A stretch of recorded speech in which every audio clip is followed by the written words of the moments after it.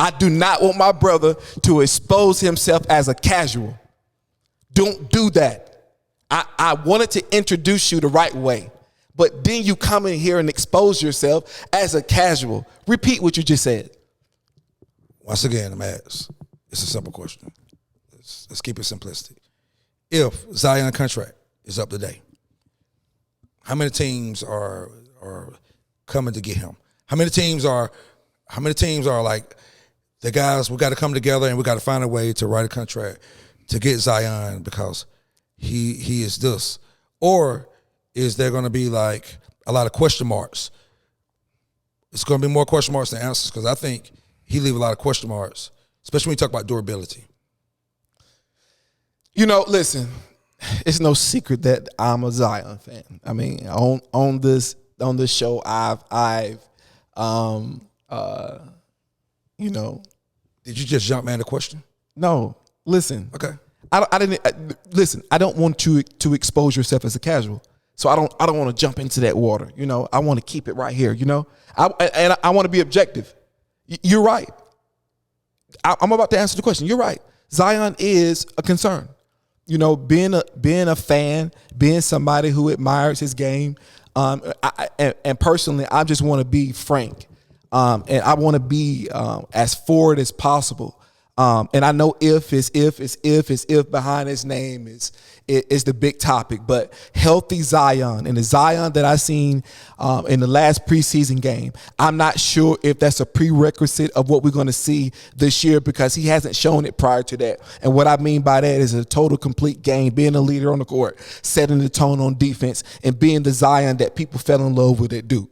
So I can be objective. So I'm saying, what I'm saying is that a healthy Zion, I'm saying right now, is let me take my fan hat off and let me be objective and just be the savant that I am. No, I'm just playing. But if I get this right, I will be. But I haven't got it right so far because he's been hurt. But if a healthy Zion is playing, I believe that he is the most unstoppable force that I've ever seen play consistently that hasn't had his wings sprung yet. Like he's been hurt, he's been on, he's been off. And a lot of his injuries haven't been particularly for his weight. I know that's the narrative, but it was a hamstring. He broke his foot while he was working out. And I know people like to talk about his weight, but it was not his weight in every situation. After he got hurt, obviously he didn't do the work and take care of itself. But how many people in life that fall and fall and fall and fall are the same person?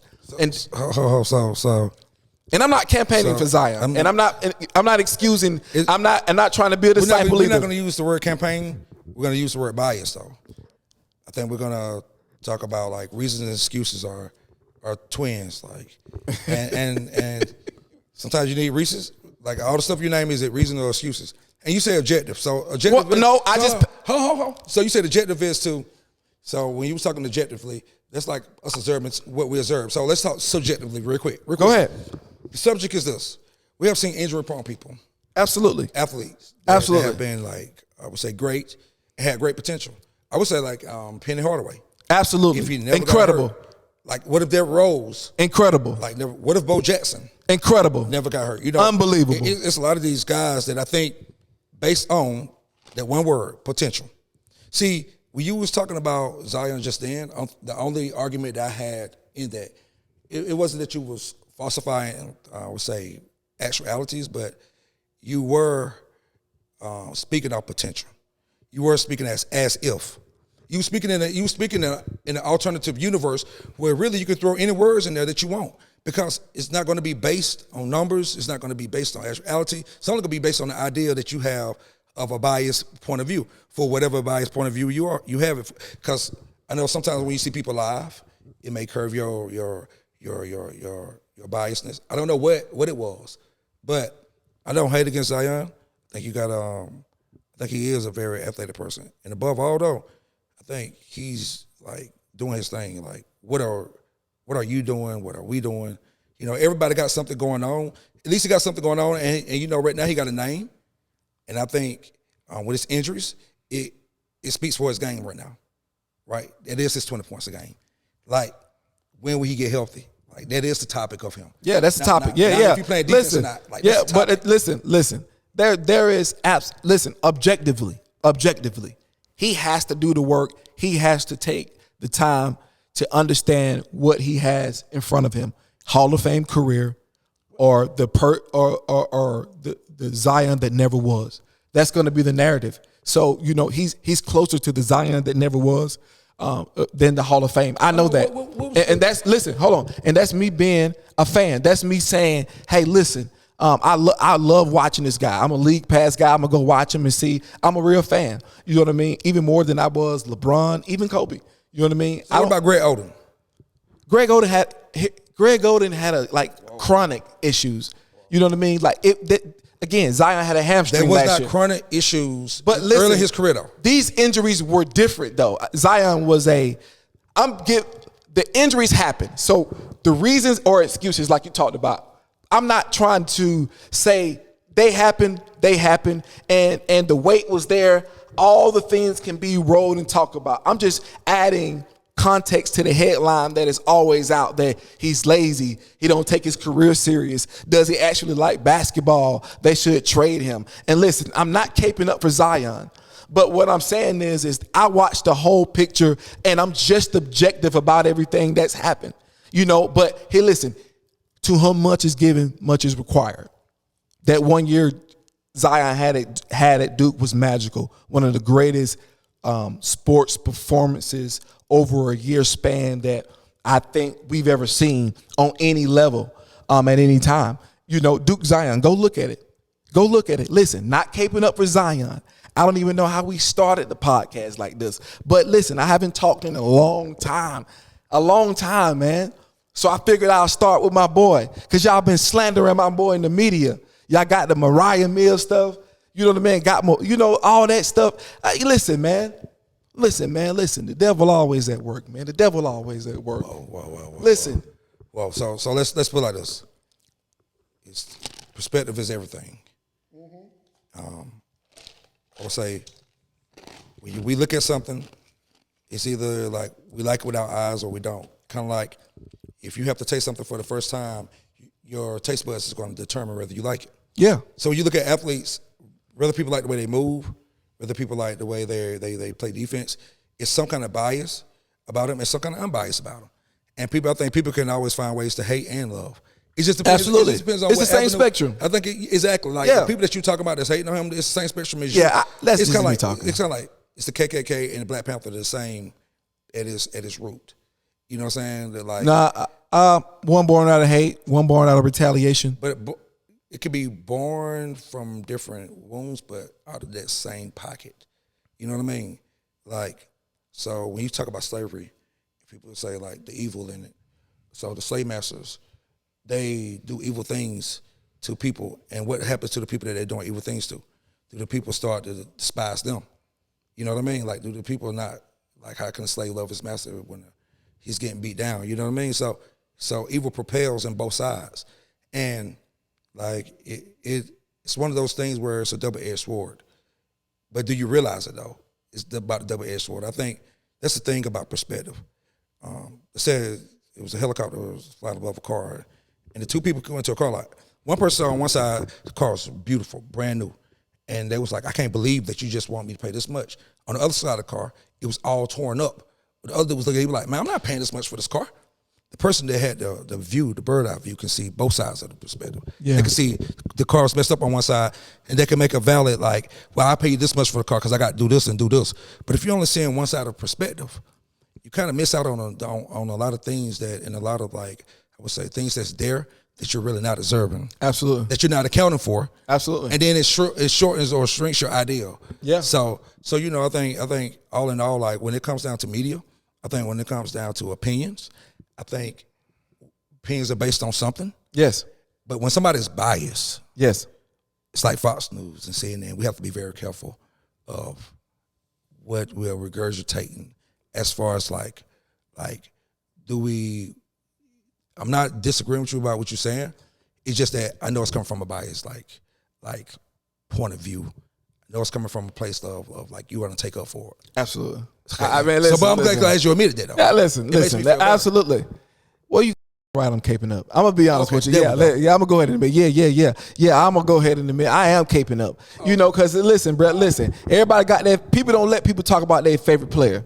And then you know what, man? Listen, I was telling you, you know, we talk about sometimes when we're dealing in turbulent time in life. Sometimes we all hit a wall. We hit this.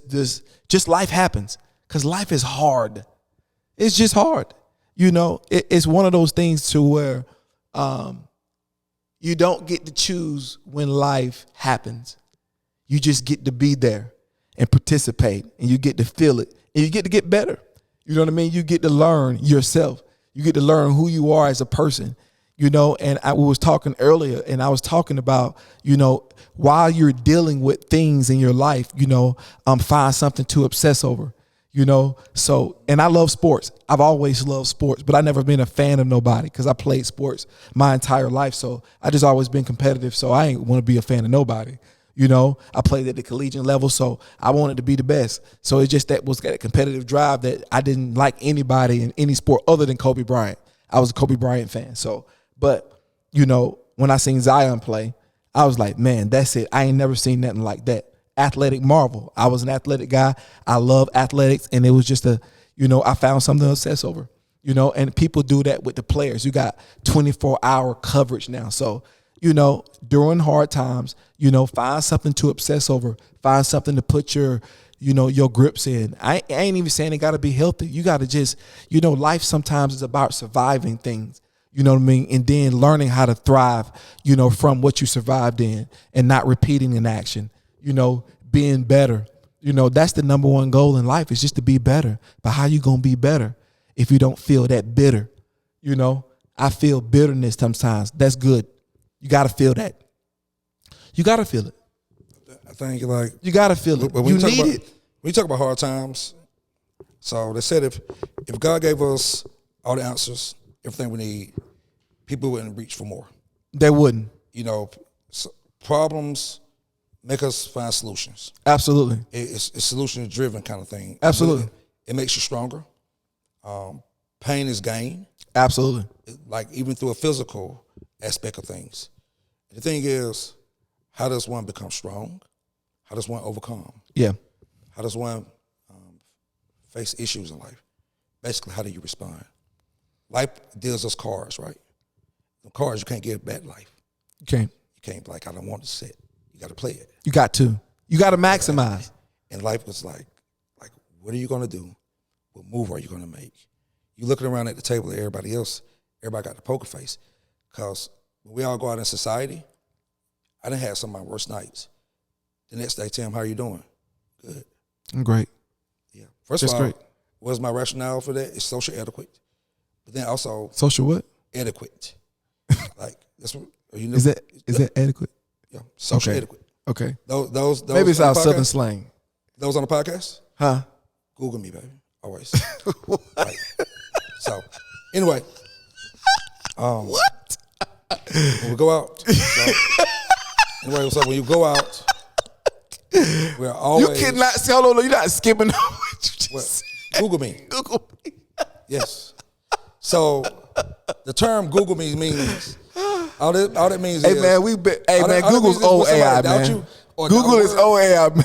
Okay, so it's like it was like this one time I told this dude because I be throwing words that people probably ain't never heard. Like I said something about I think the word was epistemology. He was like, that is not a word. He was like, I never heard of that, and I read many books, Sam.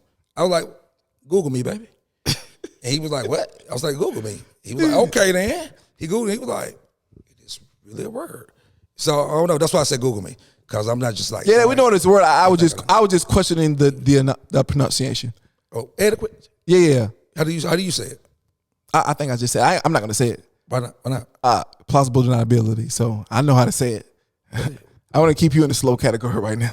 Okay, then. Anyway, let's move on. Anyway, so socially, when you go out, you automatically say, "I'm doing all right," and that's based on like Maybe people don't want to hear your problems because they're going through things. Absolutely. You know what I'm saying? Or even if I do tell you, like, who are you going to tell? Absolutely. And then I think that we're all like so independent that we're strong.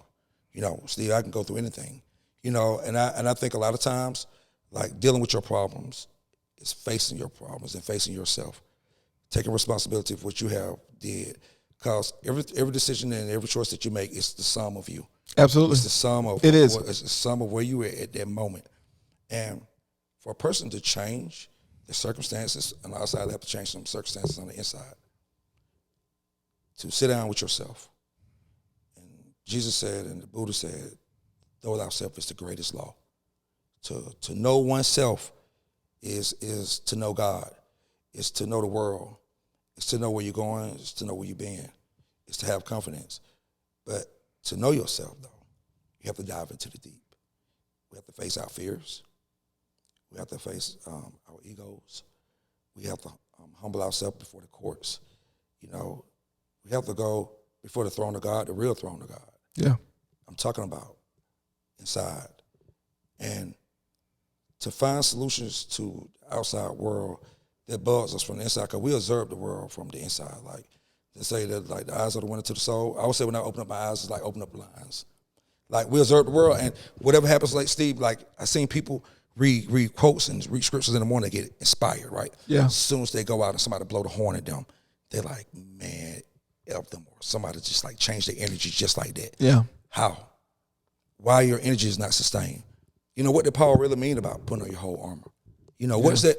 How do we take words off the paper and apply them to our life? Yeah. Like, in hard times. Yeah. That's why we look for God, right? Absolutely. People ain't looking for God. There's billionaires and we on the jet and we going to Paris and we doing what we want to do. How many people pray? Yeah. Like, well, I don't know, God. Like, but to have a friendship with God, if you was with God, I don't want that level. I don't want to presume billionaires don't pray. Because I might be one. I don't want you judging me. No. I didn't say that. They don't pray. I don't want you putting that on me. All I'm saying is, it's been proven that when people do good, yeah, it is, or everything going good, yeah, people usually just don't. The look ego, to God. the ego does enlarge. Like that's all I'm saying. Absolutely. But when they're down and out, though, yeah, and when they're going through, yeah, we're going to call on a higher power. Yeah, that's all I'm saying. And all I'm saying is, we need that relationship got to be maintained with ourselves. Yeah. What makes me happy? But God's in the highs and God's in the highs and lows. I don't think we ever have to find him.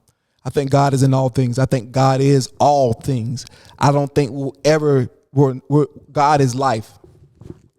The air we breathe, there's no separation from God. You know, there's just a perception of separation. We are all God. We're all one. We're all with God. We're all creation. There's a creator that's above us. We're with creation. We're in creation. You know, that's the beautiful part about it. We don't have to disconnect ourselves from creation. You know, we were standing on the balcony just now and the breeze was just right. The moonlight, man, that sounded kind of a pause. I know you're my brother, but let me stop that. But anyway, we were just sitting out there. You know, I got to say that I'm sorry. But listen, we were sitting out there and the breeze was cool and it was great, man. And I've just felt God, you know, because you know what? I felt peace. It was simple for me. It was peace. It was just the idea of peace, of that place where I got lost into nature. I got lost into God's creation. As I looked out, my problems didn't matter because I don't even project my problems anyway because I'm the problem and I'm the solution. That's why you could never do anything to me. You could only do what I perceive as an insecurity for me, whatever action you make. I'm responsible for me. Simple and plain. What you do, if you offend me, I let you know you offend me and you continue to do it, that's on me. Yeah, what's to say? Like you do me in one time, it's your bad. Absolutely. Do me again, it's my bad. But see, God, for me, I've been telling you this all day because it's true. Throughout history, many philosophers have wrote about it, about the perception of God and what God is to people. Absolutely. We have to be very mindful of when people use the word God, I see what terms they use it in. Now, it's always intelligence versus religion. In every I would say, generation that rises to a certain amount of intelligence. Like, you got the Galileo, and you got the Socrates, the people that came with the different ideals, right? Like, that's why Paul had to introduce God and Jesus in a different way in Antioch. Just to bring God to that era for people can understand it, because it was coming out of the era of the Jew. You know what I'm saying? So when we say God, Paul said he went to the synagogues and he saw the plot of people serving the unknown God. He said that they don't know the name of God. They don't know these attributes. They what are they worshiping? And the reason why I say that, when we depend on something, we need facts, we need details, we need substance, we need a foundation. Absolutely. The ideology of when people say God, yes, are you talking about an intelligence, or are we talking about spookism? Or in the Bible, how do you understand God? Like when the God walked through the garden, how do you interpret it? That Adam heard God walking, can hear footsteps. You know, anthropomorphism, I think it's the word. Like when God comes down. You're reeling off the big words tonight. Because they said God. Well, they said God has to come down to man because man can't go up to God. Absolutely. I mean, that's what it says. But that's what I'm asking. Like God is an experience. I heard a priest tell a woman that said she was possessed by a demon. He was like, "Well, nobody can tell you because it's your experience." Absolutely. But the thing is, how many people say they're being possessed by angels? I mean, exorcism have you heard for good versus like, that's why I say you got to be careful, because a lot of people believe in things that in the psyche, in the subconscious, it can really block and put a lot of negativity and things that you're dealing with. That's what you got to get to. We got to learn how to, like, first of all, to love yourself. Absolutely. To love yourself enough to set a price for yourself. So let's start there. And not change your price for other people, and not change like what people want you to be. Like, be who you are and don't be afraid to attract that but that's which is attracted to you. But being who you are is accepting that it is, you have to accept the whole of you, good and evil. We ingested the fruit. We didn't learn about it. We ingested it. So we became it. So now we're in a dimension of duality. You're made up of good and evil. You won't become whole. Peace cannot come to you until you understand, until you have experienced, until you have faced, until you have dealt with, until you have detailed, entangled, unraveled, discussed, had surgery on the issue. Until you've done that. What issue? Do you speak of the issue that you're going through? This way. Absolutely. Yeah, I agree. That's what I'm saying. Like, but and how much of that did you directly affected? How many of your choices directly led you right here? I think a lot of times we like to put the blame and point the finger. Absolutely. And that's what the issue is. But facing ourselves and facing our flaws, facing who we are. And maybe sometimes I think, like, a lot of times we don't know how to deal with trauma either. No. And sometimes we don't know what trauma really is. I've seen people go through a hard situation tonight and come to work the next day. You know what I mean? And some people recognize it. Some people don't recognize it, because emotional hurt is different from, like, if your arm hanging out, people go like, oh, you need to go to the hospital. But sometimes you do need to go to an emotional hospital. Yeah. Like, not so it's like a psychologist or nothing like that, but sometimes you do need to sit down and reflect. Yeah. And you do need to say, like, man, I've been really did wrong, or I've been really hurt. Listen, you have to stop so God can start. You have to be willing to discredit every idea that led you up to that point. You have to be critical of every idea, every concept, every belief, every thought pattern that led you up to that point. And sometimes that's sitting with your thoughts. Sometimes that's foregoing fun. Sometimes that's not stop trying to be. You have to stop. I had to stop trying to be a part of the next and be a part of my now, my present, because it's my gift. And sometimes every present that you get doesn't feel good. Life is not in the feel good business. We're here to create We're here to dominate our thoughts. We're here to dominate our ideas and create for the next generation to come. And how that gets accomplished through mental warfare, emotional warfare, financial warfare. It ain't because I'm a black man. It ain't because he's a white man. It ain't because she's a black woman or whatever your nationality is. This is about humanity. There's a bigger conversation, Tim. The conversation can't stop just at my skin color. It can't stop at my political affiliation. It can't stop at my pastoralship. It can't stop at my financial status. It has to grow bigger to my humanity. What are we at the core of who we are? Why do we react the way we do? Why do we hate in situations that we don't want to hate when we're scrolling on the internet and hate rolls up in your body because somebody is somewhere where you should be because your life did not go as planned. Life knocked you down. See, it wasn't because you wasn't having good behavior. It wasn't because of your behavior. Because God reigns on the just and the unjust. We have two natures. That's why I say people talk about karma. Absolutely. So I heard people say it depends on if they think you're saved or not. When they're going through, well, God's just testing you. It's going to bring you out. And if they think they're not saved, they're going to say, well, God is trying to call your name. And he's trying to get your attention so you can come to him. And a lot of times, just depending on what your range of knowledge is how you're going to interpret what people say to you. Absolutely. That's why I say, like, knowing who God is to you. Jesus said that we go in the closet in the dark and we pray. And you talked about this. The dark births the light. The light is to observe. It's to observe in details. It's to observe the things that was made in the dark that couldn't be seen. A lot of times when you're going through, that's what's happening. They call it chaos. And during this chaotic moment, it's not things are everywhere. Absolutely. You have this explosion. You have the debris.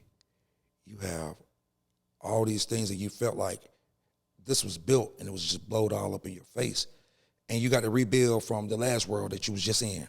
You got to take the best parts of it and bring it into this new world that you're trying to build. Absolutely. And you're trying to rebuild this thing again. The thing is, I think, foundation. Yeah. I think, how deep are your roots? Yes. The strongest tree has the deepest roots. Absolutely. You know, even if you cut the top of it off, you know, the root is deep. And I Absolutely. think a lot of times, when you talk about like land and replenishing, like land cannot be replenished. And dirt is one of the most intelligent designs ever. Absolutely. Everything that we stand on and sit on is what? Ground or foundation, dirt. Like, that's how we even measure history, going back, the farther you could dig. Why do I say that? Because a lot of times, like, when you're grown, the seed is planted. It starts small and it starts in the dirt and it's fertile. It has all the nutrients around it to grow, just like in life. And you could be concrete that's right above the ground. It could be hard ground. It doesn't matter, but you got to break through, though. Absolutely. Like, and with a root of a tree goes very deep. Yes. The manifestation is what we see that comes up from the ground. But it's not the part of the strongest part of the tree. And the only reason I talk about your root is because that's what God is to me. What do you fall back on Yeah. in hard times? Yes. Bro, I want to know what Jesus had because he was asleep on the boat. Listen. Like, the storm going on, he real live sleep on the boat. The disciples is real live going ballistic, and they all have the same faith.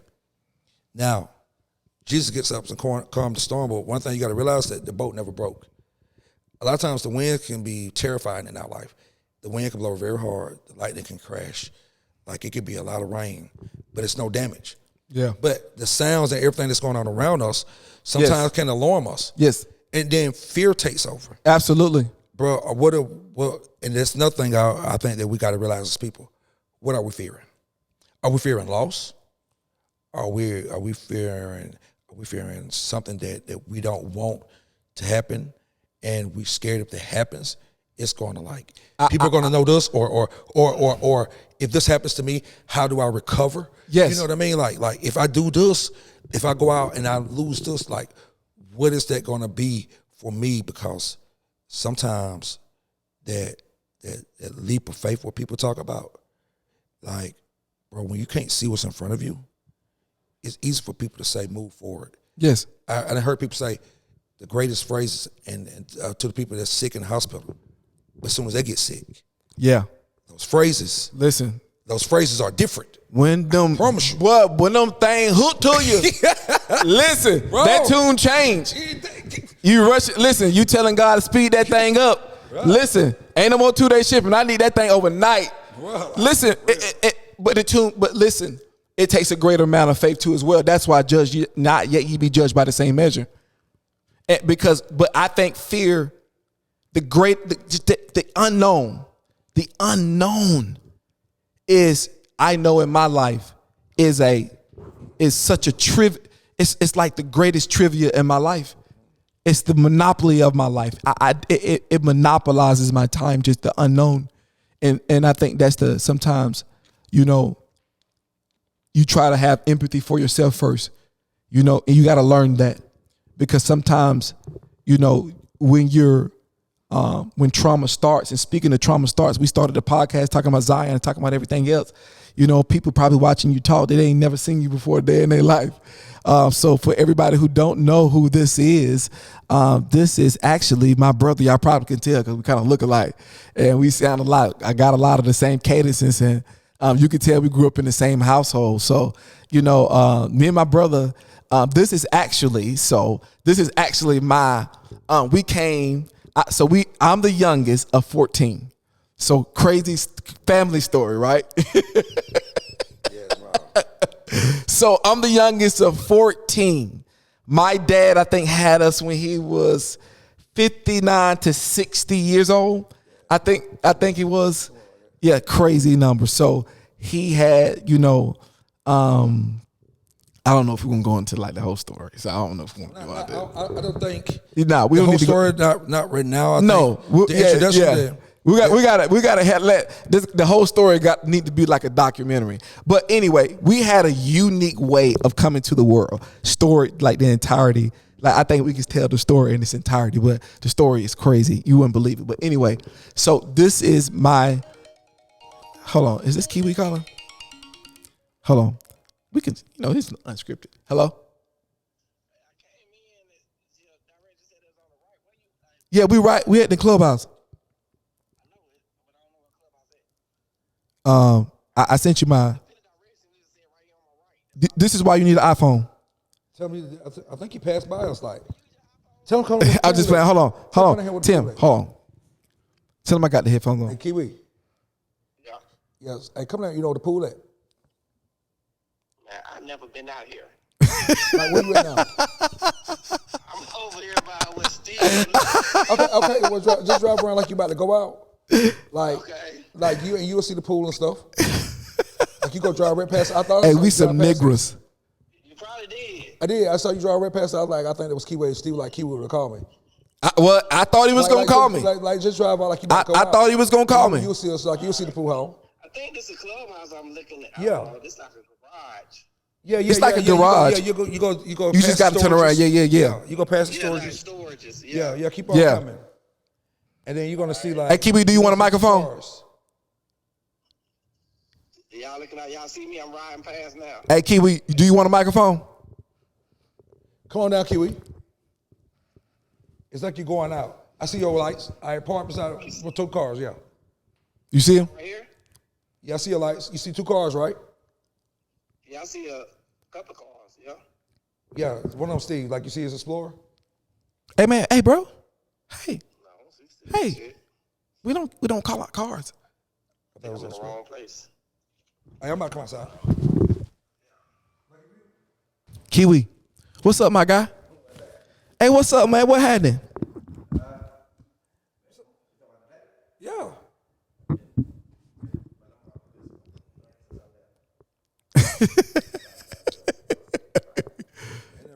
You got a good time? You enjoyed yourself? Good time, man. Yeah, man. That's what I'm saying, man. Getting family together. And we were just talking about like, I was just introducing to the audience that this is my blood brother. You know, they never seen us on camera. And how we got a unique story. I said, you know, I won't reveal the story right now. This should be a family documentary. You know what I mean? But I will say, you know, there's a special connection here that I got revealed today by my nephew. This is my nephew here. But again, all of that is a part of the story. Tim, can you get the camera on Kiwi real quick? Because I just want people to see that he's my nephew. Like, this is crazy. But you got to stay tuned for the documentary that got to come, bro, because our family history is rich. Our family history is filled with love, pain, tragedy, unexpectedness. You know what I mean? You know what? That's one thing I would encourage, like, a lot of people to do too. Is like, you know where you're coming from, how you know where you're going. A lot of times, I know, like, especially in certain families, ethnic families, like, they don't go back. How far can you go back? Like, do you remember your great-great-granddaddy? Yeah. You know what I mean? Like, how far can we go back? A lot of times it's hard for us to trace that. You know what I'm saying? To see where we come from. Because I think a lot of times, like, we are ancestors of slaves, but descendants of kings. Absolutely. You know what I'm saying? And I think just overall knowing your genealogy is important. Yeah. That's if you can find it. Yeah. But I think, you know, me and Kiwi was talking about something today. We're talking about, like, family reunions. Why it's important for the certain generations got to start bridging the gap. Yeah, it's our turn. Because if you don't bridge that gap, it's going to be a gap. Yes. And it has been a gap in civilization and history before. And then we're going to look at the other generation and be like, oh, they're ignorance. Or, yes. Or they this and not knowing where they come from. Yes. Like, a lot of times, because Maya Angelou said it best, we stand on the shoulders of the ones that came before so we can see farther. Yes.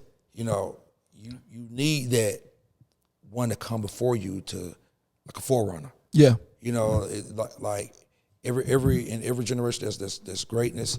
Like, to propel one, like, what are you working from? What is your foundation coming from? Yeah. And I think a lot of times we have that, but we don't know that we have that. You know, so a lot of times, like, knowing your genealogy could know, like why you act the way you act. Yes. Why you got some of the attributes that you got. Why you got some characteristics that you got. It ain't the devil. It's in your blood. Yes. Like, all folks say you can't cut the blood out. Yes. And you don't know, like a lot of times people really don't know that what's in them is that spirit that they really fighting. Like, and guess what? Your uncle fought it. Yeah. Your great-great-granddaddy fought it. Man, listen. And but if you don't know these things, you think that the battle is just yours. Like, yes. And not knowing that sometimes, because people like to talk about generation curses, which I don't really like get into it, because people misplace that word, like, really bad, when it's really a generation curse. Like, first they got to be defined. You know, if somebody says that to me. Second thing is okay, what are you gonna do with your generations now?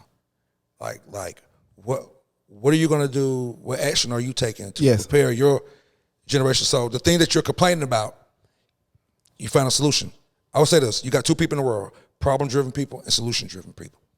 Know them by their words. Know them by their characteristics. If somebody walks up to you and give you, they be like, man, this place that we work at, man, like the way that they doing these conveyor belts, blase, but they never give you a solution. They're a problem-driven person. Now, they be like, the conveyor belt's messed up. If they do it like this and this and this, it may not be right, but at least it's a solution to that problem. Yeah. I'm just saying, but notice a person by like characteristics like that, because there's stuff like that when we're talking about like moving forward, and we talk about family history, and we talk about the family ties, and we talk about bringing it together and being closer, because we work for love, bro. Like, I don't care what nobody say, love drives people to go to work. Like, I want my kids to do better than what I did. Absolutely. I want my wife to have to work so hard. You know what I mean? I want to set my family up in a good position to be able to do better. At the same time, I got to find balance, because I got to live too. Yeah. It's King Solomon. I think King Solomon said it best. He has seen many men work all their days of their life for their family to pass something on to them, and when they die and go on, their kids splurge the money. Yeah, they spend it on their friends, and then the whole time that you're sacrificing your life, and you could have went on vacations, or you could have did this, you know, you gave it all to, even though they're your kids, you still got to know your kids, and you still got to be able to find that balance to enjoy your life. Like, it's a fine line in between passing something on and you also enjoying the fruits of your labor. Absolutely. What's the use of you keep going out there putting seeds in the ground and growing stuff and you're not eating? Yeah. Like you're supposed to, like your sacrifice Man, is just listen, so much. you preaching. You right there. You cannot self-will. You right in the pocket right now. You can't self-crucify yourself. Put an organ over this, Tim. Yeah. Put an organ over this. Do him Get it. justice. This a rookie. He the Victor Wembanyama of podcasting right now. Listen, I ain't never seen him stretch like this. But it's foundational stuff. It really is, man. It's foundational stuff.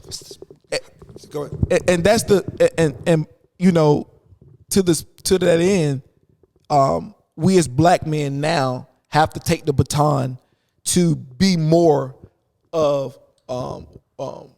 what we were always meant to be by doing those things, by saying, I'm going to take time for myself. I'm going to take the necessary time for myself. I'm not going to run myself into the ground. I'm going to figure out who I am from an emotional standpoint. I'm going to figure out who I am from a spiritual standpoint. I'm going to take control of my life. I'm going to create better habits. I'm going to take one step at a time. I'm going to do it methodically. I'm going to be diligent in my approach. And I'm going to take the time. I'm going to be selfish sometimes. Sometimes I'm not going to give. Sometimes I'm absolutely going to say no, even when I'm supposed to say yes, just because I want to do it, just because I feel like doing it, because I'm always have to be responsible. I'm always measured by my production. I'm always measured by how tall I am, by how short I am, by how fat I am, by how small I am. I'm almost measured. This is not a victim blaming nothing. This is just the reality of our life. It comes with the territory. We got advantages too. We got to take advantage of those too. We got the most swagger. We are the kings of this world. Black men are the kings of this world. We got the most swagger. Come on, man. Hey, we changed the atmosphere everywhere. Come on, man. Ain't nobody like us in history. The most coveted person in the world. The two most coveted people. If I say the words Michael Jackson and Michael Jordan, one from Indiana, one from North Carolina, and they black. We changed the atmosphere of America. If we did not, at 13% of America, bottom of the totem pole from a financial perspective, all of our business out on the streets. Everybody blow black people business. Everybody know our business. When some go down, black people's in the news. We're entertaining. We out there. That's just who we are.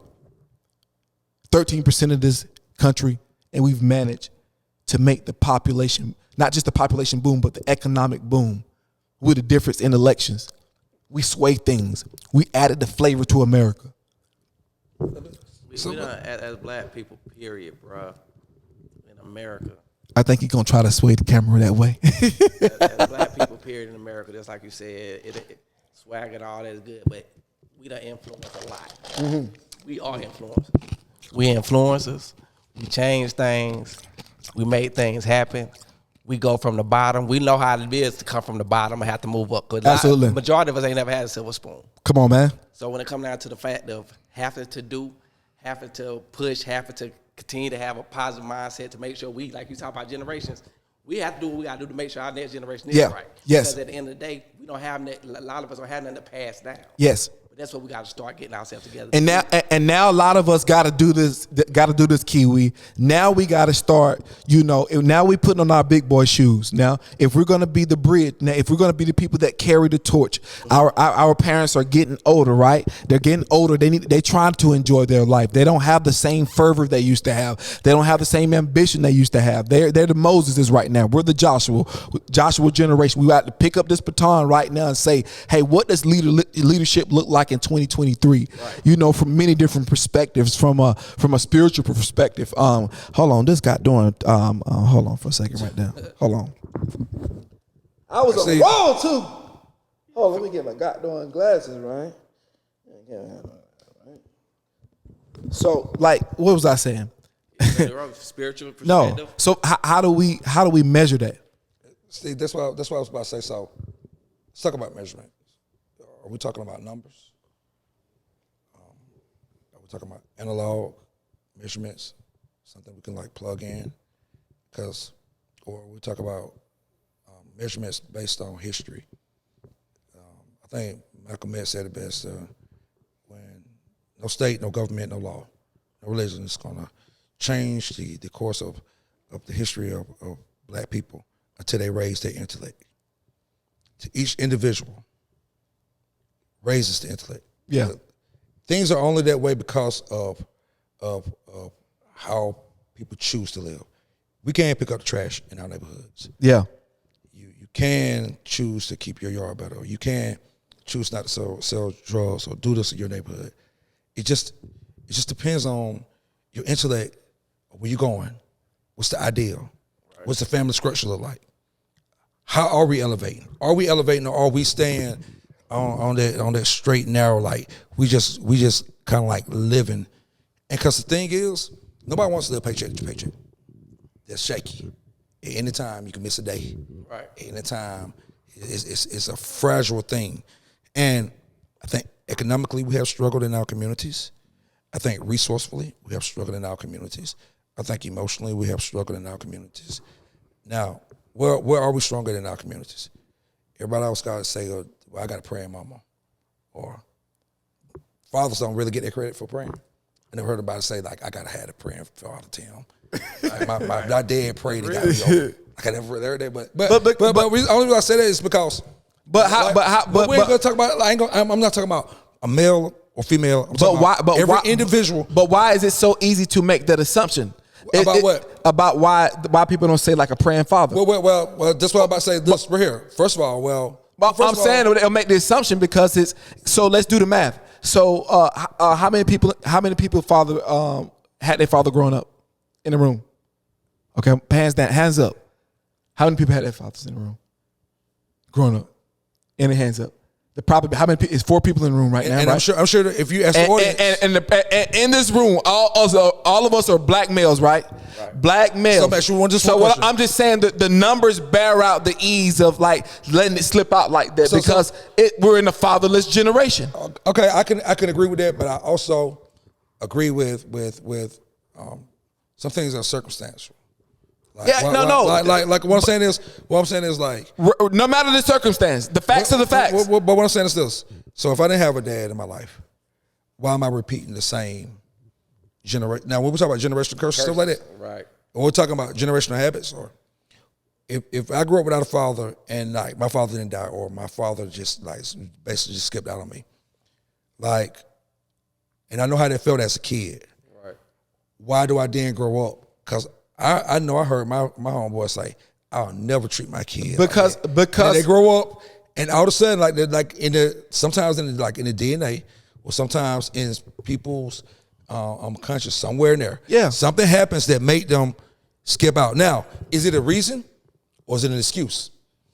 And a lot of times you can blame it on this, or you can blame it on that, but I know a lot of dudes, and I give a lot of dudes props, like, and they know who they are because I tell them I'm proud of them. Because they could say, I ain't going to see my kids because of circumstances. I ain't going to see my kids because this hurt. But they still choose to do it because it ain't always easy. Like you said, life is not always easy. Yeah. But when you bring a seed into the world, you're absolutely obligated. Absolutely. Okay, so let's put it in this perspective. We're all sons and daughters of the Most High, right? So, yes. So ultimately, like, I told my kids, now that you're older, now we're brothers and sisters of the Most High, like. Now your what you asked me in the fatherhood thing is like different, like cause the realm is different now like you're a grown human being now. Cause fathers are nurturers too. Yeah. You know, fathers do have on Father's Day they be like stores ain't as packed. Right. You know. Yeah. We didn't mothers are claiming Father's Day now. And my point is and I ain't saying this right. I'm not saying that drives a lot of things, but environment is different. Yeah, it is. But at the same time, Steve, I'm sorry. This is just how I live. Like, a lot of times it just really ain't no excuse for some things. Like a person is ultimately going to make decisions to do things that they want to do. Now you can blame it on like, well, I do this because of this, and it could be a reason or it could be an excuse. I don't know, but I'm not going to say that because you didn't have this is because this is happening to you. No. How many times do we repeat the same thing for every generation? What generation is going to get out of that and be like, we're going to succeed? When is God big enough? That's why I say, who is your God? Your God got to be bigger than your devil. It's got to be bigger than your circumstances. Even when you're going through, like, are we sleep on that boat? Or are we up in the frantic when the storm is raging? Like, what are we really doing? But it's going to be based on the foundation. Like, see, where do people go for spiritual food? Where do you go to get wisdom or knowledge to gain into wisdom? Like who are you talking to? Like, are you talking to the people that's your age, or do you really have real men? Or why are not more men mentors in the black communities? You know what I'm saying? Why not in leadership, or why not more men being trained and more people being trained? When you said about the family thing and about passing things on, is your family training you to do this? And are you willing to be trained to do this? And do you want to take this over? And what are you taking over? Yeah, and you know what I'm saying, like direction. And it's your, and I think all these things are your value system. Boom. You know, and I think it's your value system. It's just, what do you value? You know, and that is not a black and white issue. You know, every situation is built differently. You know, black men need some grace, even the ones that haven't been there. Somebody got to give them grace too, because you don't know what's in a person's heart, and it's a lot of other species on this earth that get more grace than black men. I'm not caping up for black men, but I am caping up for black men. I am, because we don't get the grace we deserve. We judged harshly. You know what I mean? Like, it's a lot of good dudes out here that don't get the credit they deserve. They ain't perfect. They don't do everything right, and nobody does. You know what I mean? But they're not identified. They're not respected. They're not given the credit. They're overlooked. They're underrepresented. And that's a hell of a thing. You know what I mean? And I think now it's an opportunity. What an opportunity we have. What a responsibility we have now to reemerge, to re-identify the glorious nature of the black man, and what we bring to the table. It's time to put down the division of religion. It's time to put down the division of financial gaps. It's time to put down the cloak of and understand and start to understand our emotional intelligence. Learning how to get in touch with our emotions, how to learn how the difference between being emotional and being vulnerable. There's a difference. Being emotional will get you in jail. Being emotional will get you life. Being emotional will put you in a casket. We can get to the casket quicker than any other species, seems like, at a rapid rate. But that's what you see in Chicago. You see emotional beings that hasn't had the opportunity. They're emotional. They're packed in. They're in gangs. Their father's not there. Look at the rate. We represent over 70% of the jail population. So yeah, we've been judged harshly, but we got to move next. We got to go. We got to go forward. But we got, hold on for a second. But we got to be represented right. Kiwi, we got to be represented right. Kiwi, you know what I mean? Like, our everyday actions, your circle of influence, the people that you got around you. Sometimes even talking to the fathers that's not there, it's hard to be a father. I got 4 little girls I have all the time, and I'm with them all the time when I have them. And it's tough managing personalities. Right. It's tough managing my emotions, trying to figure them out. They're growing so fast. Who I'm going to give attention? Man, listen. If you ain't never had little girls, 4 little girls at once, listen, Kiwi, Tim, you was there today. You seen, what it really is, man, and they challenged me to be better. And I think, and I'll say this to the fathers that left, if you come back, if you can get over the shame, if you can get over the guilt, if you can get over all the issues and rise above yourself and know that you're going back to a version of yourself. Yes, the other half of yourself might be devoted to somebody you don't like, or that you might even hate, that you might not ever like again. But you have to be willing to put yourself above that feeling every time for the sake of the child. It is imperative. Because we cannot represent a generation.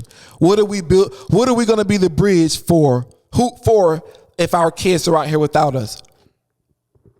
They got to have us. Yes, it's hard. Everybody got a different circumstance. Nobody gets it easy. That's what we were talking about earlier. Kiwi, there's things in life that you wanted, you didn't get. There's dreams you had that was never fulfilled. And here's the realistic thing about life. It may never be fulfilled. You may have to keep going to your 9 to 5. You may have to retire from your job.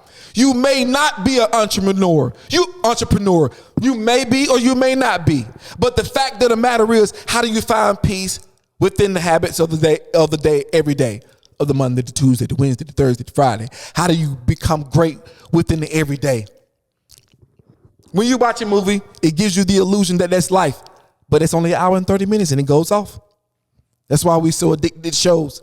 That's why we keep finding shows, because we go into the reality, because we try to escape our life. Because life is freaking hard. Every day you think you got it figured out. You on a good trail, boom, and something hits. What hit you? What's the problem with life right now, bro? It's two things. Like you're saying, yeah, it's hard, but so much pressure. And I'm gonna tell you where the pressure come from. This social media. Social media make everybody look like they rich. So if you sitting here like, for real, like when they say keeping up with the Joneses, that's what social media is about. When they say make it hard, it's hard for the next man, because at the end of the day, you trying to make sure you provide, or you trying to make sure you look good just like this person. And half the time on social media, that the perspective of what you see ain't what the person is. So yeah. it comes, it's like back in the day, we used to kind of, we did what we wanted to do for ourselves to make ourselves look good. But now it's more for what people see. So, and that's what our generation is on right now. Even the young people, like I got my daughter now to the day, you know what I'm saying? They own that type of stuff. It's like what they see is what they want. What they see is a perception of what life's supposed to be. Life ain't like that. Life ain't never that easy. You know what I'm saying? And like you said, the half stuff that we do, we work for. You gotta work for it. You gotta work hard to get whatever you want to get. And that's the part of the generation thing that I want to actually change and get the mentality for the young people, because young people don't value it. Come on now. They don't value what it take to get the money. They don't value what it take to get certain things in life, because you know what? Everything is given to them. You know, we talk about how we want to do for our generation, how we want to do for our people, right? Speech you always used to give was, but I don't want my kids to go through what I went through. Come on. But it's a double-edged sword, because at the end of the day, you don't want them to go through the turmoil you went through, but you want them to learn some shit. Absolutely. So, you know what I'm saying? And you want them to be able to know, you know what I'm saying? This stuff didn't come easy. No. This stuff didn't come free. So at the end of the day, you know what I'm saying? Like, yeah, you want the best for your kids. We want to have the best generation things when it come down to provide and then making sure they don't go through the struggles we had. But on the other end, you need to make sure they go through a little something. That's when it comes down to the no's. Yeah, I can give you a lot of stuff, but I'm going to say no. You know why? Because life ain't always yes. Yeah. Hey, bro, like that point that you just made, though, about making life better for your kids is so valid. Yeah. Because what you went through is what made you. Bro, they only find gold when it's burnt. They send all the metals and all the debris through or whatever, and they burn it, and what comes out is gold. And if you don't go through something, like, your stripes make you official. They do. Like, bro, Absolutely. take away the referee stripes. Like, they can't be official. Like, stripes make you official. Yeah. Like, to take away the hurt and pain, like, That might be a bar. When I still my four brothers. Hold on. That might be a bar. Stripes make you official. They do. That might be a bar. It does, bro. Like when I still had to sleep with my brothers, what we said, I ain't never gonna have to share a bed with nobody. Tim, hold on. that was your Hold on, Tim. hold on, Tim. So Hold on, let me take it back before you keep going deep. Hold on. What was the song that Morning. you want to sing at 1, 2, 3? Just keep moving forward. Not gonna do this. We're not gonna be like row your boat. We're not. So me and Tim. Just stop right there. Steve. So He said, I'm gonna skip the sad part about my dad dying at 7, blase, wham. I was crying, okay, but fast forward. So me and Tim, so that Tim became, after my father died, Tim became my target. So I followed him everywhere. I'm talking about, I was Tim's, I was your leech. I mean, leech. Everywhere Tim went. I mean, that was my first, talking about Tim was my first obsession. Like, hero. Everything he did. Am I like everything he did, I did. Everywhere, I mean, not to me, still one of the nicest, smoothest Ray Allen players I ever seen that didn't get a chance to really sprout and be the best. version of himself athletically that he wanted to be, but the talent was unbelievable, and I learned everything from him. And by that, like, talk about life not coming easy. He beat me for years, Kiwi. Talking about like consistently beatings. I'm talking about those scars. I'm talking about those world star hip hop beatings, those step backs. I'm talking about those hezzies. I'm talking about those crossover days right there. Yeah. I'm talking about you crossing people over. I'm talking about Kiwi getting close, like getting right there at the mountain. I'm talking about Kiwi. I'm talking about I'm right there 9-9. Then he steals the ball and breaks my heart and shoots a fadeaway. But oh, one day.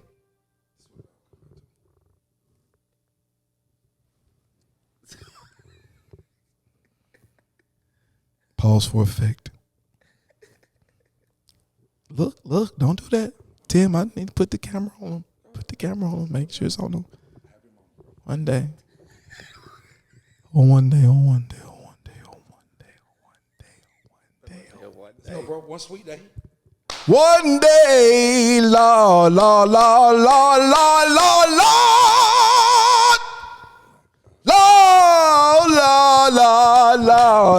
One day, it was a rainy day. William G. Talbot Life Center. That's what it was. One day. That's the theme, I think, Kiwi. I think we there. Is our synergy right there? Oh, we there. That's a nice sweater. One day, after all the beatings, the slave beatings. The slave beatings, Kiwi. The embarrassments. Loss after loss. And see, back in the 90s, when folk beat you back in the 90s, Kiwi, man, listen, black top fight games, bro, listen. Listen, if you can survive out there, you ain't no dog, bro. I'm telling you, I went through it out there, bro. I went through it. But one day, that's why you got to hold on when you're going into trouble. Because one day it'll come. One day, the power just came upon me, all the sweat, the blood, the tears, all the losses, Tim, all the crying at night, the stand up. You know, you start to sleep with each other, just nasty with boys. Four savages. Like, I can't believe God put that combination together. Had to question him at that point. But listen, one day, all the trials and tribulations. Hey, look, get the camera on them. This is a moment I've been waiting for my whole life. You're not going to rob this moment from me. You're not going to take this moment from me. You're not going to take this moment from me, Tim. Sit right there. Because when you gloated, when your little girlfriends used to come over, they used to laugh at me. I was steaming like a pot of collard greens on Thanksgiving. I was steaming. But one day, we're going to go back to one day. One day, we got on the court, Tim. All you heard was step back, pow, layup, boom, hesitation, boom, crossover, boom, foul. Okay, cool. You can get the ball. You try to do a crossover, tap, give me that, boom, step back, boom. Somebody says, hey, Tim, you want to switch? They asked them, God, did he want to switch? You know that's the ultimate. If you a hooper, say yeah. They asked him, did he want to switch? My confidence started to rise. Oh, God, I said, God, I'm getting too high. You need to humble me, God. I did another step back. Boom. And I seen his face. His countenance fell. And I snatched his soul like Mortal Kombat. I went to the hole, posted him up, and I just drop step with a left hand, and I walked out the gym, and I warmed up some oodles and noodles, put the camera on him. I needed this.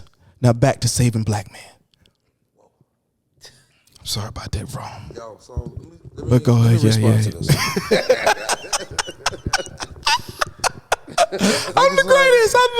I know I'm the greatest. It's just like I'm the greatest of all time. But go ahead. It's just like what Kiwi said about what you went through, makes you who you are.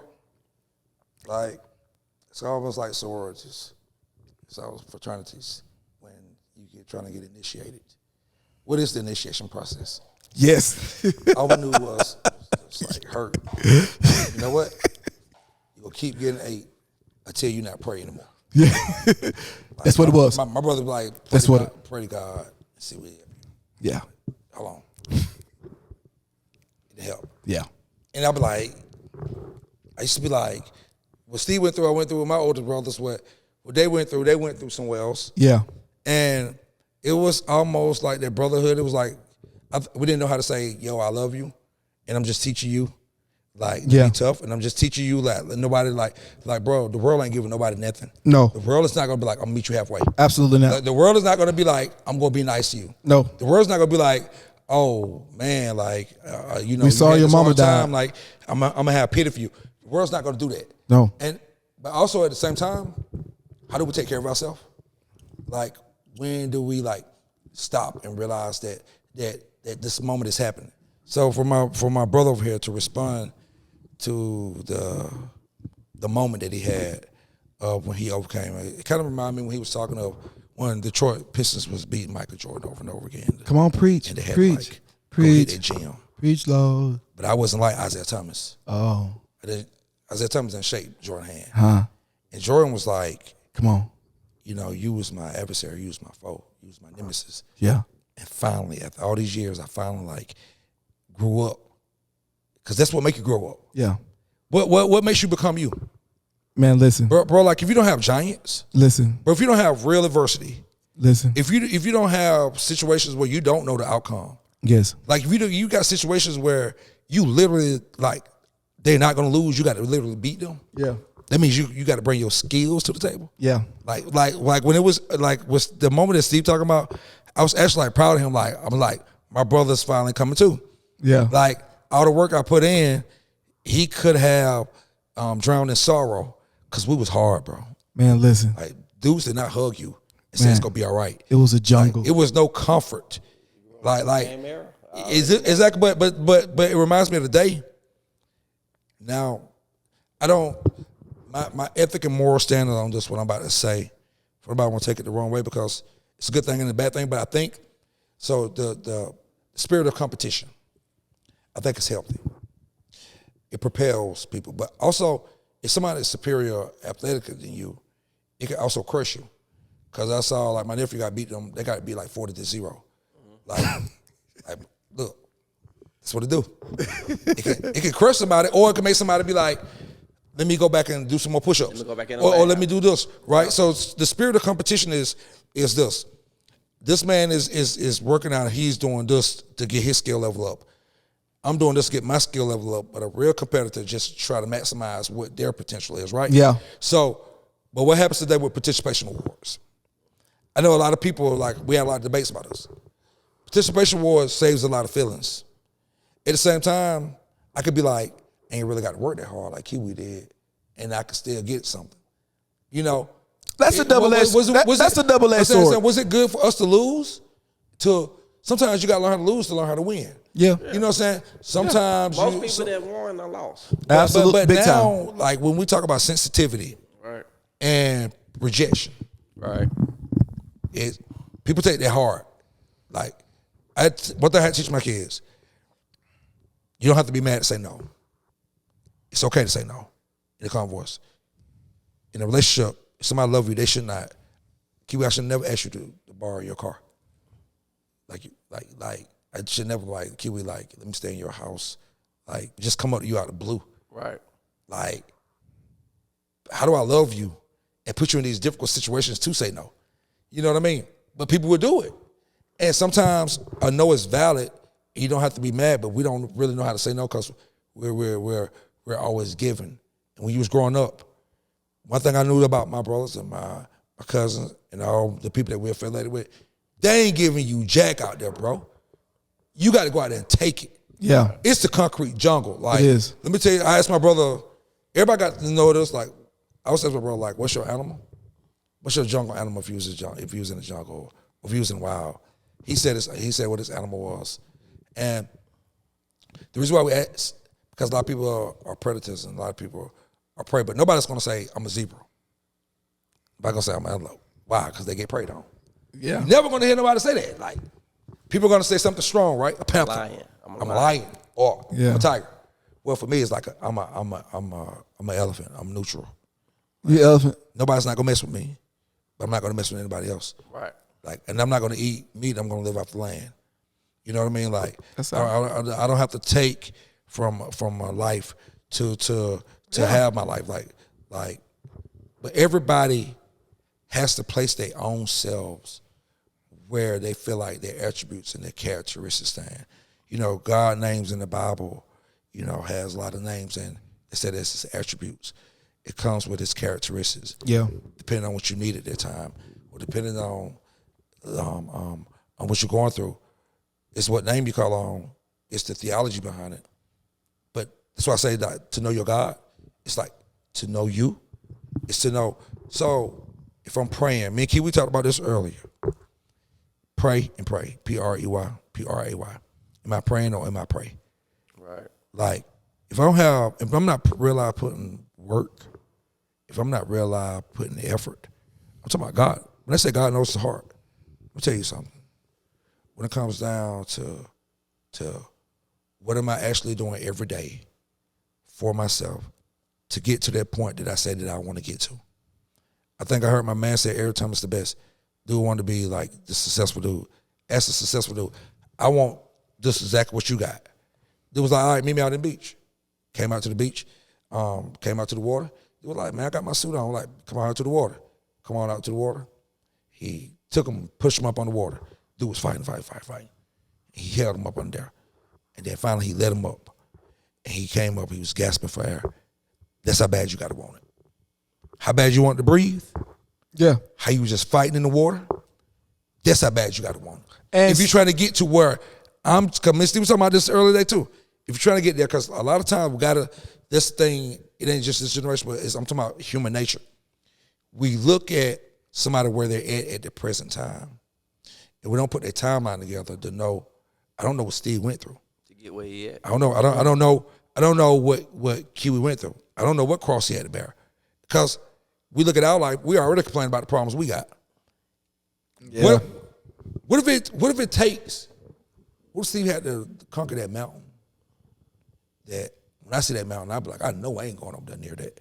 Absolutely. You know what I mean? But it's like, so they said when the Israelites about to go over to the promised land, because it's promised, right? It's the land of milk and honey, right? Or what we call the riches or the wealth, what things that we want in life, right? Right. So the scouts go over there. They come back. What do the scouts say? It is giants over there, and fruits is big. And to them, to the giants, we like grasshoppers. Now, one of the metaphors in there is like, they never talk to the giants, right? So how do you know you like grasshoppers to them? How you didn't know you like a threat to them? You don't. It was perception. But they came back to the camp spreading this narrative of how big these people was. We can't defeat this. Even though it's land of milk and honey, yeah, it is prosperous over there. But over there, we have to fight and defeat the giants. Then God was like, well, I'm going to give you the land, though. And it was like, but it's giants over there. Do we fight the giants in our life? Are we ready to go face the giants to get the thing that they call the promised land? Like, to go and just to let people know, that's about to cross the Jordan River. The river was flowing and it was too deep to cross.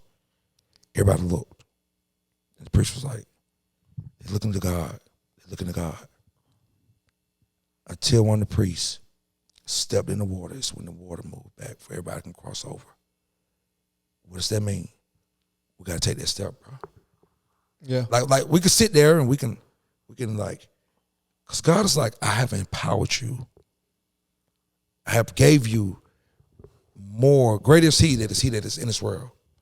Let us create man in our own image. He created them. He created them, male or female.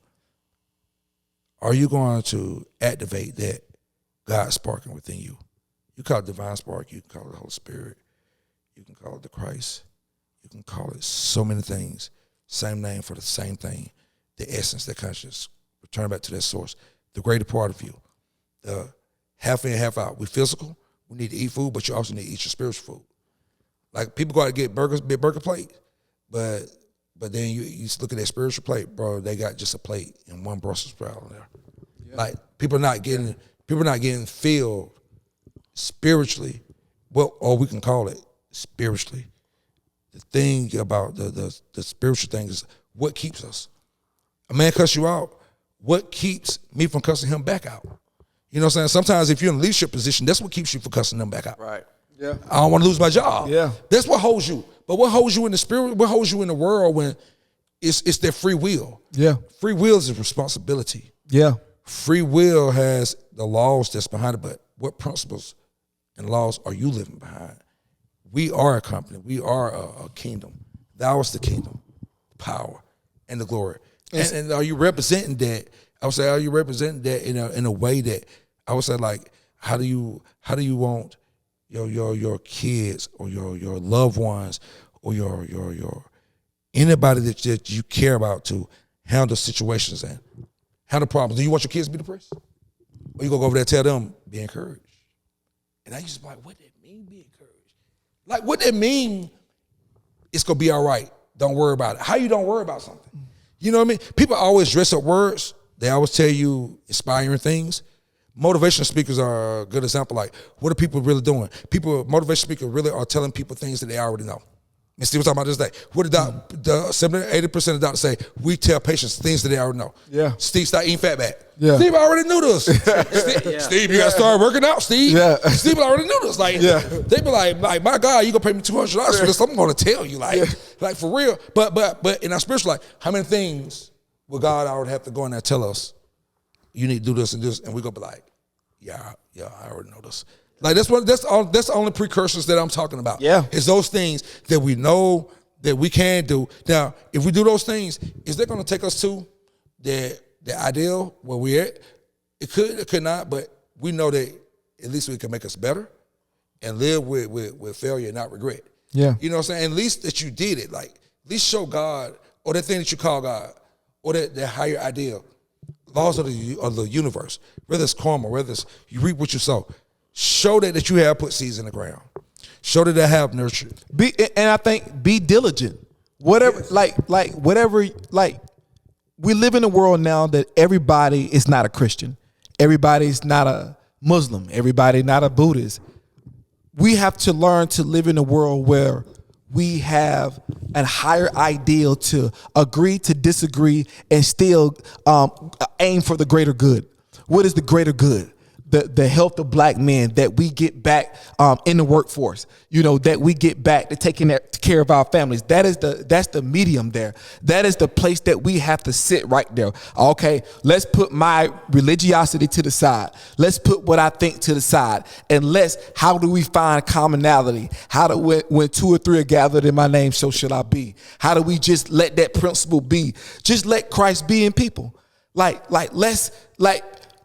It's 8 billion people in the world. We're all different. This is my brother. Me, so out of the 14 kids, me and him are the only one that comes, we got the same mom and the same dad. So we look alike. We 3 years apart. So, but we different in so many ways. We're different in so many ways. But this is my nephew. Again, you gotta look at the documentary. Listen, in so many ways we're different. So everybody's different. So nobody's gonna have the same outlook on God. I think we argue semantics when we get online. I think we point fingers. I think we become Pharisees and Sadducees, and we become lawmakers. We become moral monsters to people. We become judgmental. For what? For what? People are gonna live their life the way they want to. So why not empower people just on their daily life?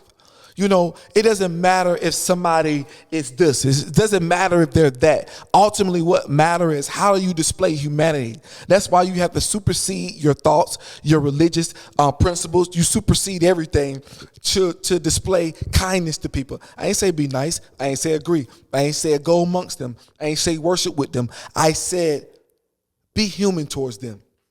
Show people respect. We have to get back to that. Let's stop. We don't have to do the complicated things anymore. Let's get to the foundation. That's what we talked about, right? No more reasons, no more excuses, just actions, just results, man. That's what in my hard time, it's just results now, man. I've heard the stories. I've heard the reason they sound good. We talked about Zion earlier. I got hurt this way. Oh, I got hurt that way. But what's the common denominator? That's why you're being judged. You're being judged because there's a common denominator. That's something you should change. In the hard place, you get results, or that's it. That's it. What are we talking about? We're men. No more emotions. Just vulnerability to the right people. Stop spilling your guts to people that end up spilling their guts to other people. Until you're ready to articulate your feelings. And better yet, don't talk until you don't care if the information's out there. Yeah. Just hush. Just keep it to yourself. Just work on yourself. That's what I'm talking about. Like, let me get the Kiwi. Go ahead. Because you're going to do a monologue. I just play. He said, "Yep, I don't care who I get. Everybody, listen. Everybody's on the menu. Everybody's on the menu, bro. Everybody's on the menu. I'm like Denzel Washington. I'm like the runaway train, bro. I said, boy, God, Dawn, you didn't tell about 18,000 analogies, but that was good though. Listen. Brilliant, huh? Yeah, I'm about to get the Kiwi. Oh, so now you're trying to come back at me. I'm glad the camera's not on you, bud. Nah, go ahead, Kiwi. But Kiwi, listen, let me ask you this question, Kiwi. What is the role? What do you see as a stand-up when you look for, if you had with your daughter, if you had to imagine a black man coming home to meet you, what does that look like versus what you see that's going on now with these young fellas out here and how they see themselves and where the generation is kind of starting to lean to? You know, how do you see that, Kiwi? You want to know like what I feel like would be the model male Yeah, compared to what I see is going out here now? Yeah, like just kind of like how does that make you view things differently? It may be view things differently, but when it comes down to the model male, like you said, like we all say, it ain't nobody perfect, all right? The thing about me when it comes down, like you said, when it comes down to having a daughter and it coming to me, coming to my house, addressing my daughter, wanting to talk to my daughter if it came to that case, the thing is, the male I want is somebody, I feel like somebody that's respectful.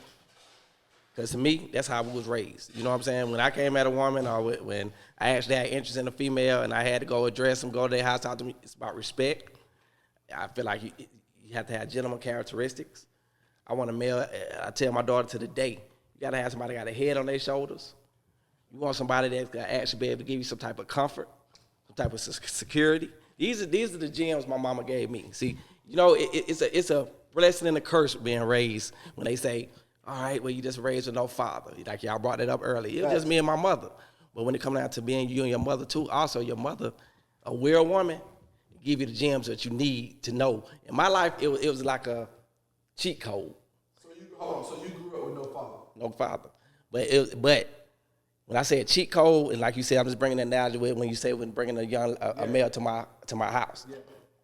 I was given the code of what a female is looking for. When you grow up with your mom, she used to always drill in my head. Women want this. We looking for this. We looking for that. We need stability. A mama wants somebody. My mom used to tell me like this. She didn't even give me a curfew. My mom used to always tell me, you got to answer to somebody. So I want you to make a decision what you think is going to be the right time to come in this house. And now, being married, try coming to your house 3 or 4 o'clock in the morning, I talk to your wife, see what happened. You got a problem at hand. So I get it. You know what I'm saying? Like, so she always used to start that kind of stuff for me when it came down to what the female looking for. So now, just bring it back onto the subject we're talking about, that's what I do with my daughter. I already told her, listen, man, I'm telling you what the characteristics is you need to look for in a man. Nah, I ain't perfect. I ain't this, I ain't that, just whatever. But one thing I do know is being a man that I am, I take care of mine. So you want a man that's something that you see in your house. You see a man that take care. You see a man that's stable. You see a man that's actually God-driven first. If you ain't got God first, even when it comes down to these young men, that's the problem that we're going to have now in this society because there's so many young people don't believe in what we believe in when it comes down to religion, God, and things of that nature because they don't know. You can't actually have somebody be accountable for something that they've never taught. So when it come down to that, I like to let my daughter know too. I want to, if preferably, I want to have some type of foundation in the church. And it ain't just saying it's got to do with the religion, but I need some kind of foundation. If you ain't got nothing that you willing to stand on, some principles, to me it's a problem. And let's say this, because the church takes a lot of flack with a lot of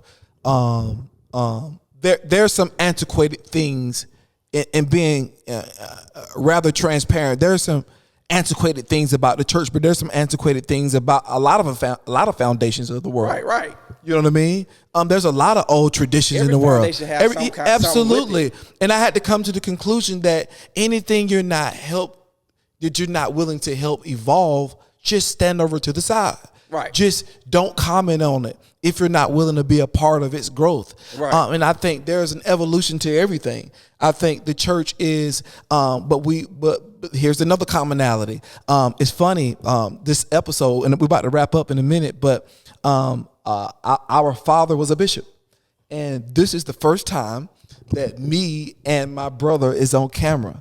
And, I really believe that wherever my father is, I believe that his spirit is rejoicing right now, because this is the first time, and this will be recorded in the annals of history. This will be echoed in eternity, because we have some footage, we have evidence that we shared the stage together. We have absolution now that we are a part of an ecosystem that spoke some truth to power. We spoke truth to vulnerability.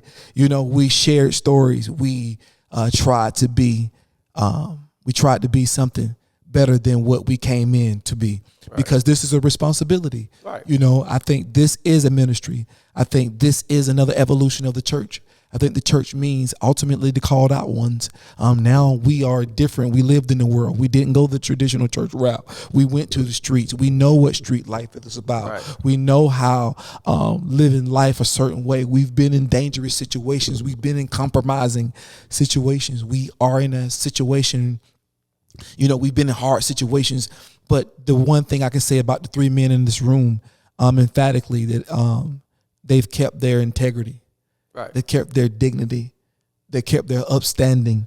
They've protected their name in the face of tsunamis. People saying things. We've all lost it all before. But guess why?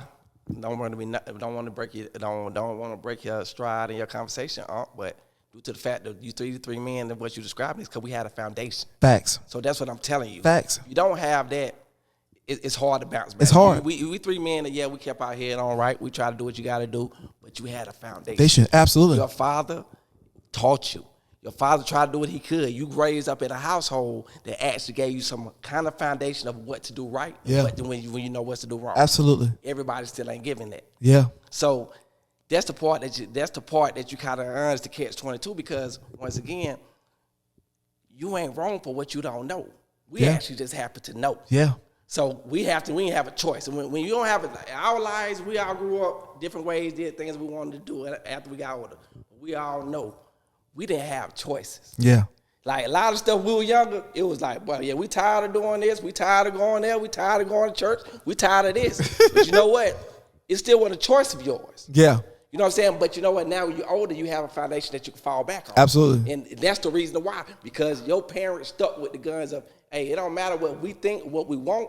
They knew what was best. Every generation has to sacrifice something. Right. Our parents had this. Here's the thing. We got to know our parents had to give up something. They had to give up something. They wanted the things that we enjoy with just a frivolous mind, just the casualty, just like, oh, we got this, just able to, me and Tim and my girls we just went to McAllister's today, and I was just thinking to myself, like, man, back in 1950 or 60, maybe my great-grandmother and her great-grandmother, maybe their trip wouldn't have been so easy. Right. You know what I mean? How casually we walked up there, how entitled, how belonged we felt, like we just walked in, our kids ran around. We didn't say, oh, go get them. We just casually walked to the front. You don't understand. Those are blessings. Right. That's God. Right. That ease of peace, walking in a place to where your ancestors could not step foot in. Right. That they didn't have the access that you have now. And that's the blessing. That's why you can't marvel at a singular result. Watch just the results of the day that you have. Just on a Tuesday, just think about how many wins you have. You get to lay beside your wife. You get to kiss your kids. You get to get the phone call. You're not getting the phone call that, Mr. Kiwi, Mr. Talbert, such and such and such and such. The sheriff ain't showed up at your door. But we just go to sleep and say, oh, I don't have enough. That's the responsibility of the black man. Now, it's to stand up, take responsibility. No more. No more. Like right. Now, it starts here. Just with the little things. I ain't talking about joining nothing. I'm talking about find you a foundation. Let's black men get back into the church. Let's be real. Like, it won't change until we get back in there. Church in the community. Absolutely. And give back. But it starts with serving. You know, I heard a pastor say, and I think it irked me a little bit when he said that you won't find your purpose. You find your purpose in serving. It irked me because it hit me because it was the real deal. You have to serve before you can lead. You have to follow. You have to follow with dignity. You have to follow with your head up. You have to follow knowing that you're going somewhere. Yeah. That's the mission, black men. You know, we hear the noise. We hear what people say about us. We heard it all. Right. No, we're not victims. We don't want retribution. We don't want revenge. We're not talking about black women. We're uplifting our women. We're going to just get rich and give them a foundation, and we're not going to even take the chance of knowing what if I was poor. So how about just get it together, and then you will know it, and then it won't matter because you can always land on your feet. It's our responsibility. So I know we're about to close. Yeah, we're about to close. And that's why I'm about to just say this leave alone. And, I would say, like, as far as my brother, like, proud of dude for the podcast, the ideal. I'm gonna say to everybody, like, if I had to leave a final thought, is to be results driven. Reflect that what you want to be. Yeah. Have the conversations that about the idea that you're trying to get to. If you're trying to elevate it, make sure you be around elevated minds. Yeah. Make sure that in your circle, like, who you have around you, it does matter. Right. It sometimes we need to delete people out of our life. Have like the rear view mirror. Like, you driving in the car, you have the big mirror in front of you, right? You can see forward. The rear view mirror is right down the side. Yeah. And you peek at it just to see, like, what's behind you or what's in your corner or in your peripheral. And I think life is kind of like the same way. Like, we're on the interstate, you playing your music in your car. You got your sitting light on. You got your GPS on. I don't know where you're going. I don't know where you're going. I don't know what your destination is. But it's like my brother said, Jesus said it too the best way. Like, don't be a stumbling block in your brother's way. If you can't help him, don't hurt him. What principles do you stand on? What ethics and morals, what habits are you trying to develop in your life? I'm talking about singularity. Right. To make you better. The complaining, is it complaining or am I really just noticing the problem and saying what the problem is out loud, and I'm trying to fix that problem and facing that problem? Am I facing the giants in my life with a slingshot, or am I hiding? While Goliath is out there, like, trumping with his sword, like, come on. Like, problems are not going to go away until you solve them. Yeah. And the last thing I was like, make sure that you find that best version of you. Be better, like, care about the people around you that care about you. Like, invest in love.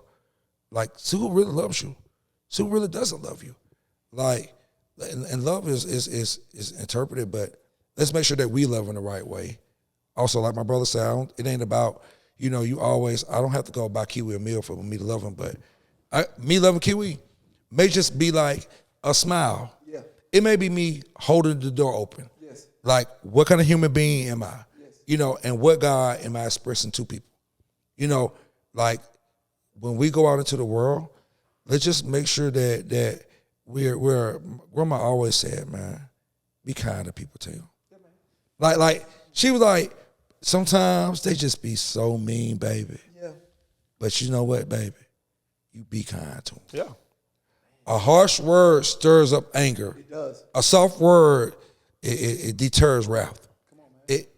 A lot of times, like these principles Bible. and these laws are to be lived and to be acted out, because at the end of the day, I am that I am. I am what?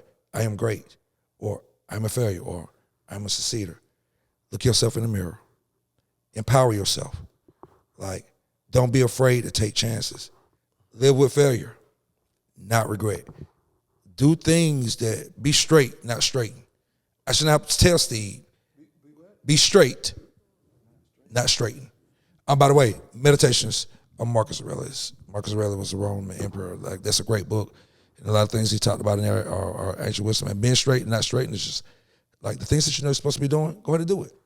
I shouldn't have to tell Kiwi, if you're a leader, if you ever had a leadership position, you already know what you're supposed to be doing, and nobody ain't got to tell you what to do when you come in. And nobody should never have to tell you, have integrity and dignity tell your jobs. When you go out into the world, that's always saying like be faithful over the little. Be faithful of little things, but know where your God is at. Know where you at with your God. Make sure your God is bigger than your devil. Have a good day. You got to purposely have a good day. You got to go out and fight against things, because things are going to come up against you. Like, what is it? Go ahead. So I want to skip over that because you've been kind of saying it already. Go ahead. So I want to just skip to it. So do you believe people, tell me your theory about the devil and the devil being more prevalent.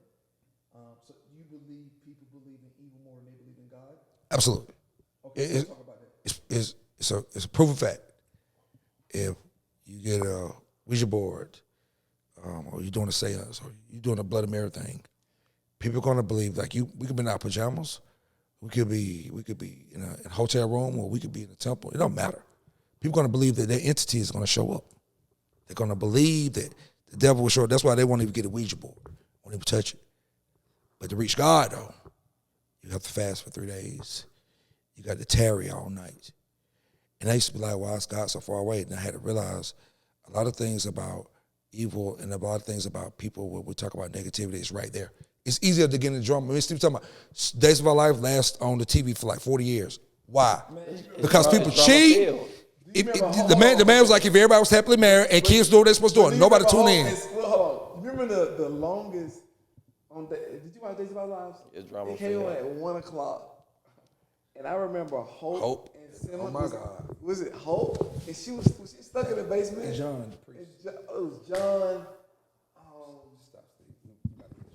Okay, yeah, okay. I listen. I'm not gonna get into Days of Our Lives, but listen, listen. I think the Days of Our Lives had the hood watching at houses every day eating oodles and noodles. But the whole point is, Steve, it was negatively driven. And then when I say everybody know that they got drama. to do, It was drama. But what do people, when we talk about social media, what really drives us? The drama. Like if you talk about, like, man, Steve talking about the basketball games last like 2 hours, or Super Bowl last like 3 hours or 4 hours. It's all the things that come before the game though. All the build up, Anticipation, all the drama that comes. But I'm not saying that everybody's like that. But I'm just telling you that is what people are more likely to tune into. Yeah. Unfortunately, but they're going to claim a good God. They're going to claim peace. We live in a war-driven world. We live in a dog-eat-dog world. We really live in a jungle, bro. It is. But at the same time, that's why they say many are called, few are chosen. Be result-driven. Like, look for solutions. We all going through. You're not the only one. Yeah. You're not the only one. Yeah. But like my bro said, be careful who you tell your woes to, because they're not the pages in your diary. They can't wait to spill that. You won't believe what Steve just told me. Did you Google that? Somebody gonna Google that? Because that sounds like a Google quote. It's not a Google quote. Man, and why does your voice sound like that? Man, golly. So, but everybody, I at the end of the day, I like that. Sound like you said Google me. So That's why my little brother's my little brother. But at the end of the day, Nah, listen, bro. everybody just keep their head up. And I enjoy doing the podcast with Yeah, fam. man. It ain't nothing like it. Yeah. And I encourage everybody to get around your fam. Yeah, man. Hey, live, Kiwi, laugh, love. Kiwi, our surprise guest, came in here, Right, just swooped in, looking like rode in on the Mazda. What my I ain't even call her name, huh? You called my Ford Explorer out. You just called my Ford Explorer out. So that with classism. So hold on. So because he drive a Mazda, so I ain't gonna say it's just because he drive a car called Mazda. Listen, all I'm saying is you called my Ford Explorer out. But what I'm just saying, but you said it fluidly. You didn't apologize for it. But now you're trying to hold on because you rolled in and up here. Like now that you feel a part of the club now, like you're gonna call Kiwi for rides and stuff like that. Like now you're trying to protect your. Listen, bro. What? No, all I'm saying is, but why are you trying to say like calling this girl out like that? I'm like, listen, bro. You called my Ford Explorer out. You had no problem with doing that because it was a Ford Explorer. But by the way, it's black on black. And it's a great. That's how I haul my 4 daughters in. It's a dad mobile. I'm gonna be honest with you. My car be so, bro. I cannot keep my car clean. Sometimes I just look back there and just let it sit there, and I just be ashamed of myself. I'm just gonna be honest with you. I just be ashamed of myself. I be sometimes thinking I'm not a child of God. I really be like sometimes. This how you don't see y'all know. See, this is me on podcast, and then there's me in real life. Boy, I am. Sometimes life just can get the best of me. It can, and I look at my kids and just think, what if? And then I think about, I don't want to go to jail. I can't do that. I ain't built for it because if these kids, like River, one of my kids, I'm telling you, at night she decides to start scratching, and then she kicks her feet up in the air. She starts scratching, and then she start like grinding and crying, and her cry elevate a little bit more, and the elevate more, and then my blood just start boiling because I had just got into the second realm of my dream. Listen, bro, that's where love comes in. That's where having a foundation comes in, because that's the difference in the distance between me just reaching over there and losing it. But then a parent, I learned patience that restricts me. You know what I mean? That's the lessons right there, because that's hard at night when you got, especially when I have all four of them. Somebody gonna wake up at night, bro. Somebody's gonna wake up at night. And then I got little Lolo. I'm always looking at her. She's 1-year-old, so she's right beside me. She's the general of the bed. She gonna knock everybody out the way. She don't care who she kick in the face, and she kicks River in the face every single night. And River bust out crying. So now 3:35 in the morning, I gotta go get the Baba because she's slapping me on the face. Baba, daddy, Baba. So now I'm having to walk in there. River's crying, feet stuck up, scratching like she was. So she's scratching and she's scratching. And bruh, I have to just pray. That's the foundation. My mama was patient with me. That's what I got from the church. That's the foundation I got. But see, I had to grow to this understanding of the importance of the backbone of the church. The church is God's. It doesn't belong to the behavior of man, of the denigration of the man, of how man represents it. There's a purity that lies beneath. There's a purity that lies that no man can take away. No man can stop it. We must become participants. Men must get back into the church. I believe it. I didn't even know I was going to say this tonight. I had no idea. None. I don't even know why I'm saying it now. I'm even slack on it, but I know I'm feeling a longing to be a part of it. I know I'm an asset. Why not use my gift to glorify God? If I know more about God, why not present it to the church? Why not dress it up and put it in a place where it's built on purity? I vowed to never play with God. That's the one thing I learned about the old church that I absorbed, that I encapsulated, that I took as gold, is I do not play with God. Period. No matter what, I'm honest about it. I don't play with it. I don't joke around with it. I don't make a mockery out of it.